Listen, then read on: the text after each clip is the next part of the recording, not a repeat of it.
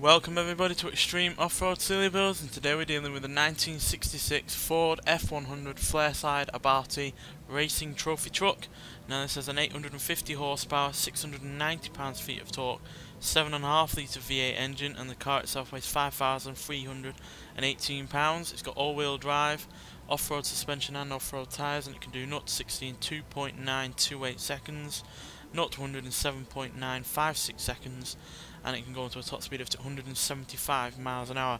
So yeah, that's pretty quick for a £5,000 plus car, though this car didn't do all that well on Blizzard Peak Hill Climb, but different conditions with that, no water to contend with, no real tough off-road elements for an off-roader like this to really shine against you know, low-slung supercars. So yeah, I'm predicting that this will do fairly well, and especially considering the International Scout 800A is around the same time as this, and that went straight to 4th position last episode. So yeah, there's a lot going for this, so hopefully it will do good. So let's see what it can do.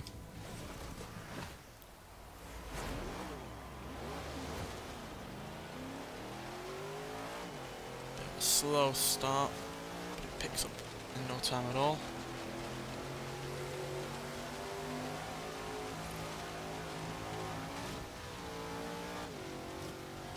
This should easily deal with the water.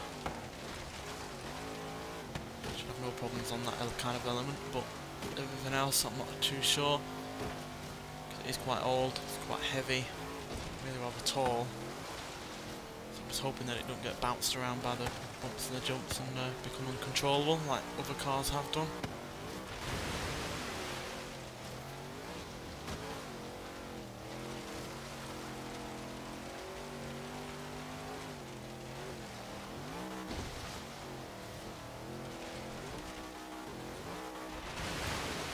Handling the power alright, and as you can see, it's dealing with the water really well as well.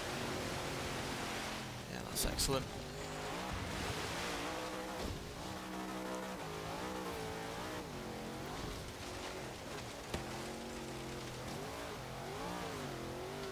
And this is really rather smooth and controllable. I really wasn't expecting it to be this way. Not wholly anyway. I was expecting it to be a little bit on the wild side, but maybe that weight is holding it back a little bit to make it that bit more controllable.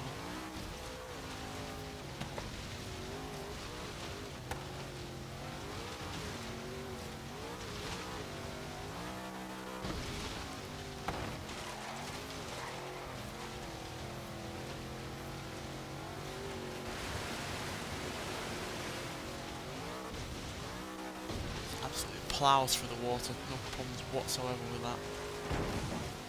Should hopefully pay dividends at the end.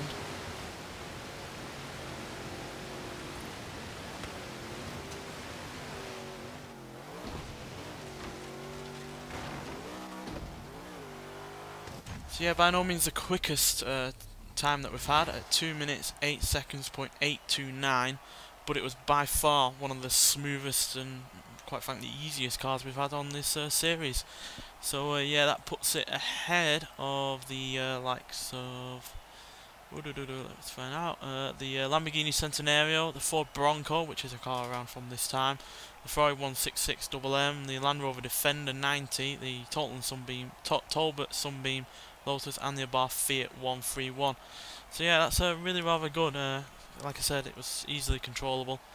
Had no real issues at all. There was a little bit of understeer here and there with the extra power, but that quite frankly wasn't really too difficult to get a hang of, and yeah, just impressed by how smooth, controllable and easy to drive it was. Went for the water like it was no one's business, handled all the bumps and the jumps perfectly fine.